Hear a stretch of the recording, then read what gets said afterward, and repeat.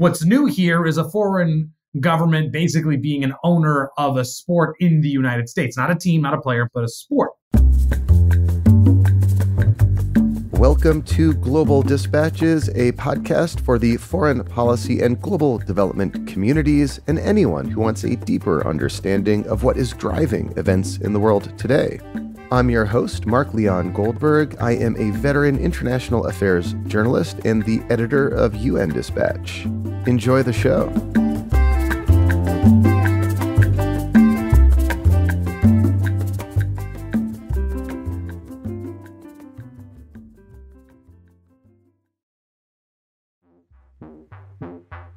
On June 7th, the Professional Golf Association, the PGA, announced a merger with a Saudi-backed rival league known as LIV Golf. Saudi Arabia's public investment fund, which is controlled by Crown Prince Mohammad bin Salman, backed the deal.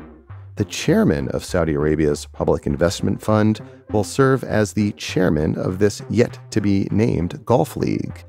In other words, Saudi Arabia just bought the sport of professional golf. This move comes on the heels of other Saudi forays into professional sports, including the purchase of the Newcastle United Premier League team in 2021. Given Saudi Arabia's tarnished human rights record, the decision to purchase professional golf is a clear example of an attempt to rehabilitate its public image through sports, otherwise known as sportswashing. Joining me to discuss this Saudi public diplomacy gambit is Alex Ward, national security reporter for Politico. We kick off discussing the lessons learned from Saudi Arabia's purchase of Newcastle United, and then have a conversation about the PGA merger in the context of Saudi Arabia's politics and foreign policy. And a couple plugs before we start. Alex Ward anchors Politico's excellent daily newsletter, National Security Daily. And if newsletters are your thing, of course you should subscribe to Global Dispatches. You can do so by going to globaldispatches.substack.com. It's all free. Now here is my conversation with Alex Ward of Politico.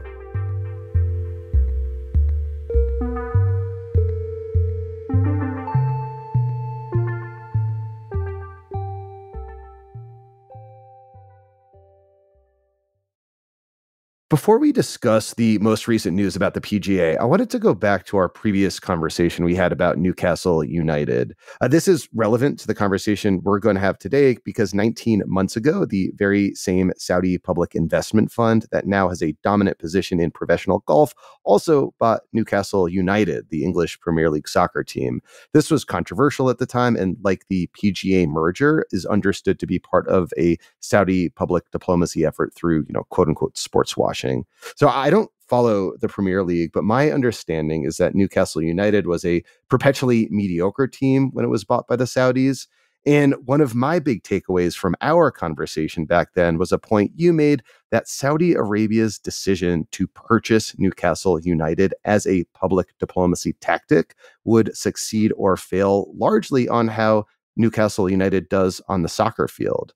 So now with 19 months of hindsight into Saudi Arabia's first major foray into sports washing, what do we know about that dynamic? So one thing I would say is that Newcastle was actually quite a good team for a really, really long time. And then it went through a bit of a dry spell, bad management, etc. But the Saudis come in, and then this season, which just ended, Newcastle ends up in 4th out of 20 teams, which allows them to go to the Champions League, which for those who aren't soccer inclined, means that they get to play in basically the best of the best annual tournament of European teams. So that's a huge deal. Massive deal. Not only does it lead to a lot more money, which of course it's the business at the end of the day, but it's a prestigious tournament in which really the best teams from each country get to participate in. More teams from better leagues get to go. It's why you'll see more Spanish and English teams than, say, Romanian teams. But the point is they went from kind of not being able to play with the big boys to now being one of the big boys in a fairly short amount of time. I don't want to put that all on the Saudi investments, right? I mean, Newcastle did make some good hires, let's say, right? They bought good players, but this is also down to good coaching and management and a bunch of other things. But there's no denying the role that Saudi money played in being able to buy some of those players. So it's not all down to Saudis. They are certainly involved in Newcastle's very fast rise here. So, which is to say, right, there are other teams in the Premier League not owned by the Saudis, but owned by the Qataris or the Emiratis that are successful. So in terms of that public diplomacy, when you think of those teams in England or you think of sort of sports, you think, the team that owns, Manchester City or owns something else. Now, Saudi Arabia gets to be connected to the success of Newcastle United. So very quickly now, you could imagine that there are going to be fans of middling British teams that will go, hey, the Saudis got a lot of money. Can they invest in my club too? And now the Saudi thing with like Khashoggi or human rights violations or anything like that isn't the first thing you think of. You think of them as possibly angel investors in a team that you love. And angel investors who are able to turn around the prospects of a team, which obviously is huge. I think it's been probably like decades since Newcastle United made the Champions League. This is all, I think, useful background for understanding this most recent Saudi gambit, purchasing a controlling stake in professional golf. I know you are a soccer fan, you follow soccer closely, but why do you suspect that the Saudi Public Investment Fund made such a major investment in golf? And what's odd here, it's not like they're buying a team, like purchasing Newcastle United. They are taking a controlling interest in an entire sport. Yeah, and that's what's so different here, right? I mean, if you're a casual sports fan, you probably have a general idea that you can have foreign investors of teams, right? Americans, for example, own a lot of teams in the Premier League, right? So you'll have American owners alongside Saudi and Emirati, whatever, owners of British clubs. What's new here is a foreign government basically being an owner of a sport in the United States, not a team, not a player, but a sport. So that's the really big sort of step back news here. Now, why golf? Well, one, my guess is it's probably the lowest barrier to entry, right? Golf is somewhat ripe for the picking. If you're the Saudis, you probably, in your heart of hearts, wish you could compete or be controlling owners in the NFL or Major League Baseball or something like that. But that requires just a lot of infrastructure, not least stadiums, right? With golf, you can just make deals with golf courses, right, that are already existing and they don't necessarily belong to a team. And so there's an infrastructure in place and an ease in which to move into the sport. Plus, you'd already created a league, the LIV Golf League, which was doing fairly well in competing with the PGA, and the two entities went at each other's throats in court, with the PGA basically saying, you couldn't take our players here, we have contracts, and LIV Golf going after the PGA on antitrust charges, saying, look, they can't be the only entity in American golf. And so the fact that they are merging now is probably a bit of a cave on the PGA's part. And I don't have inside information here, but my guess is if you're the PGA and you're looking to go to court over this, or you are going to court over this, the deep pockets that the Saudis have. They could probably completely run you dry through a long court process. And so in this case, better to join them because you can't beat them. I don't think golf was probably their first choice, but it is a very good way in. Plus, lest we forget who owns a lot of golf courses, former President Donald Trump, who was a big booster and remains of LIV Golf. And you could imagine will continue to do business with Trump family properties as part of this deal. And so there's a political connection here, too, that we can't ignore. Golf does have this reputation, I think actually unfairly so, as an elite sport. Does that have anything to do with it, that this is maybe the Saudis' attempt to ingratiate themselves with like the, cigar chomping, backroom dealing kind of U.S. elite? I don't think we can discount that possibility. Who plays golf, as you mentioned? Politicians, captains of industry, etc., right? And it's usually sort of a sport for the powerful to make deals on the golf course. And so if you make a connection between business deals, Saudi, political power, then yeah, that's really helpful for them. Again, I do think if the Saudis had their druthers, they would do a sport that mattered to everybody. So like a baseball or an NFL type thing. But this is pretty good too, right? You do have regular Gen Pop interested in golf, but at the end of the day, it is a sport that a lot of important people that will be of interest to Riyadh like to play.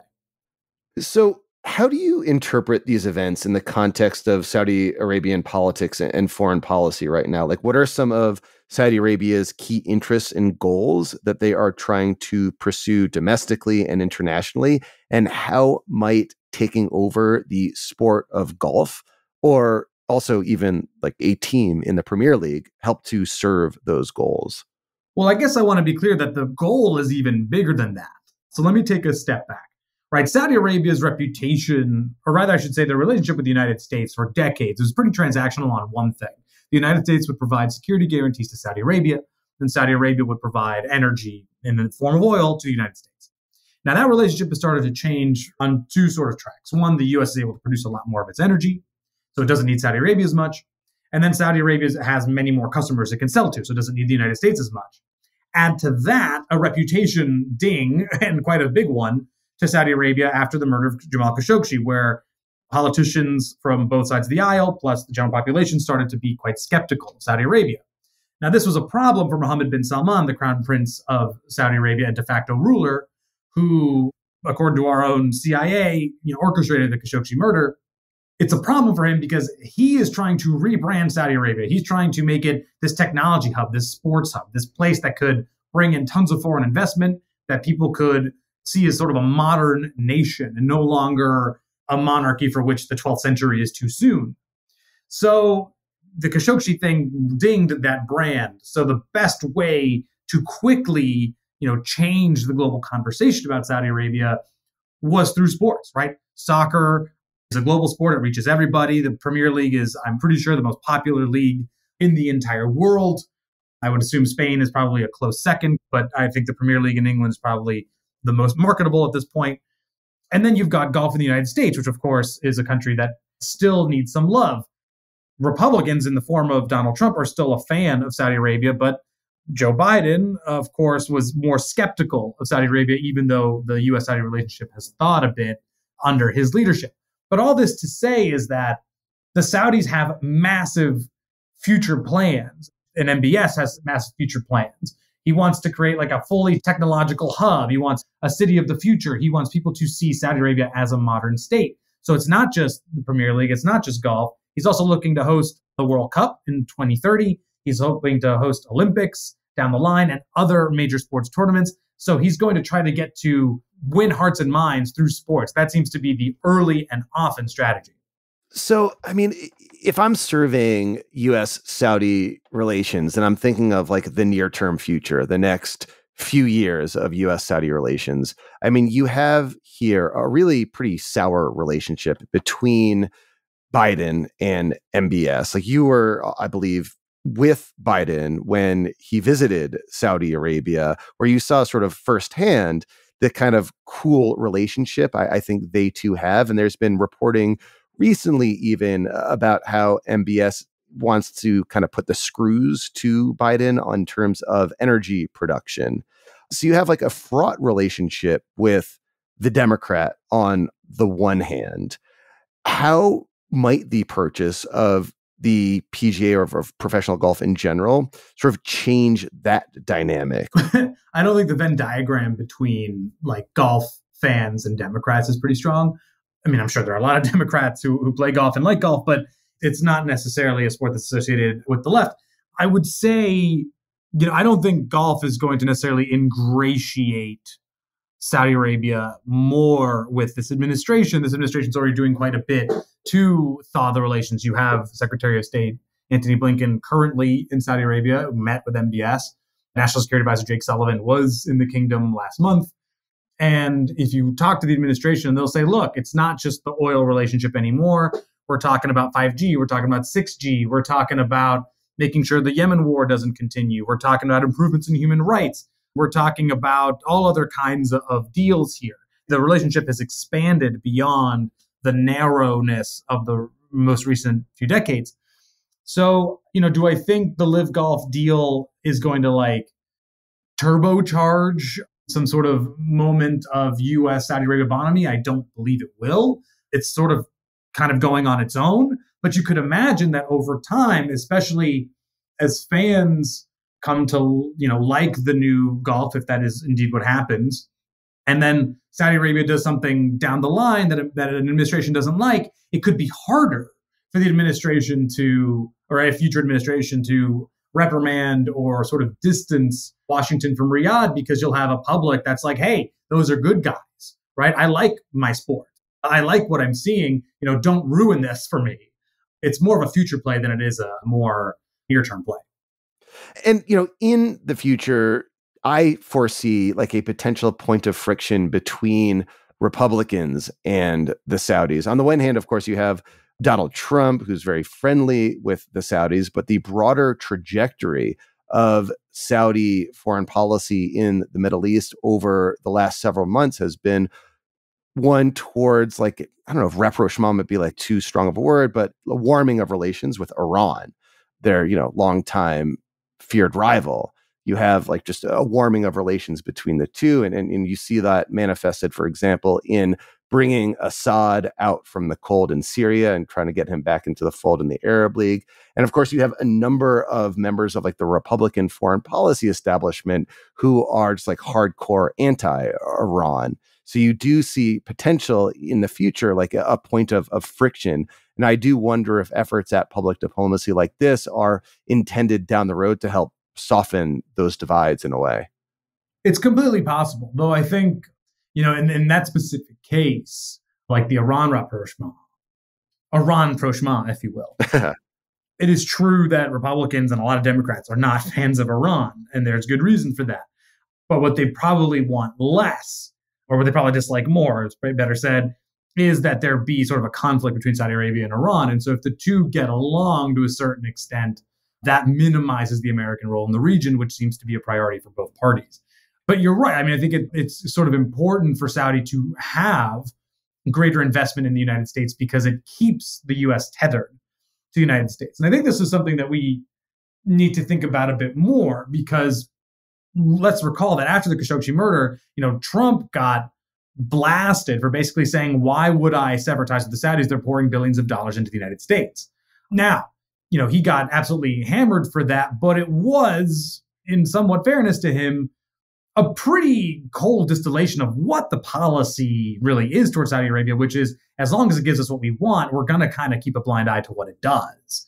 So in this case, you could imagine the Saudis owning a golf league by investing more in the United States. It makes it just harder for any future administration to pull away from the relationship. And it gives the Saudis more leverage to dictate the way that relationship goes.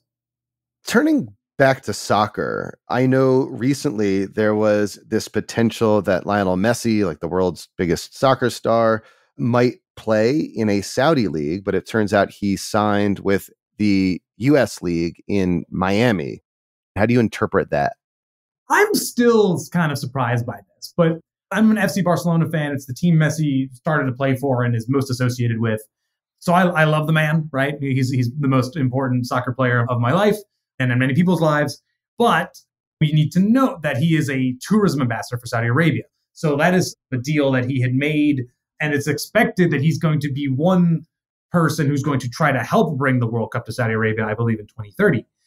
So it seemed only logical that he would go to the Saudi Pro League, considering just the enormous amount of money that they'd be willing to spend on him. I mean, Karim Benzema, who's another player, just went over there to the tune of $430 million over 2 years. That's not just money, that's money. I think that's about what they spent on Newcastle United. Something along those lines. So, I mean, Messi was going to get something like that, if not more. My guess is he didn't go for a couple of reasons, but my guess is, one, to not have his reputation tarnished a bit more. He's been getting a lot of criticism for his Saudi tourism role. And two is also in Saudi Arabia is a guy named Cristiano Ronaldo, and Messi's prime and Ronaldo's prime were when they both played for rival teams. And probably the last thing he wants is to sort of rekindle that rivalry at his age of 35. So then his options were to go back to FC Barcelona or to MLS. And Barcelona's in the financial dire straits at this point, so that wasn't going to work out, which left him Major League Soccer and then Inter Miami, co-owned by David Beckham. We should note that while Messi's leaving a bunch of money on the table by not going to Saudi Arabia, he's getting an unprecedented deal by coming to the U.S. Not only will they lift salary caps for him only, he's also going to get a cut of any new subscriber or something along these lines to Apple TV Plus, because they own the rights to show all Major League Soccer or MLS games. He's also going to get some sort of cut between MLS and Adidas. He stands to still make a bunch of money.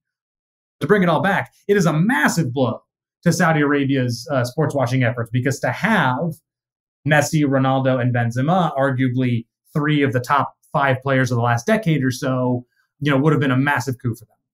So that was an example of a failed sports washing effort. And, looking forward over the next couple years, like, what sort of indicators will you look at to suggest to you whether Saudi Arabia's attempts to control professional golf will be a success or failure? I mean, let's see if you start having, major sports stars being unwilling to criticize Saudi Arabia. Yeah. Think of it this way. With the NBA, right? LeBron James got hammered for being unwilling to criticize China because China is such a major market for the NBA. Mm-hmm. So you could imagine going forward that, Saudi Arabia does something bad and a golf star will be asked about it and they won't say anything bad, in which case Saudi Arabia has effectively bought, if not compliments, just not getting hammered by prominent figures. So I think that would be the biggest sign. You could also see if you have sports stars start going to Saudi Arabia and saying, what a great place this is. You should come visit. It's so modern. It's so new. We were seeing that already with some other Gulf monarchies when the players or the coaches of the teams they own go over there and talk about just how great a time they're having there. It's a PR boost, right? So I think if you see a lowering of criticism and a heightening of praise, that will show some pretty early PR wins. But I think one of the hardest pieces of evidence that we could see is, again, the Saudis do something bad and even politicians struggle to sort of distance from it. So I think all of these are sort of longer term plays, right? And Saudi Arabia is playing the long game here, but I would imagine there will be some short term things. Thank you so much for your time. This was great. Always happy to talk sports washing.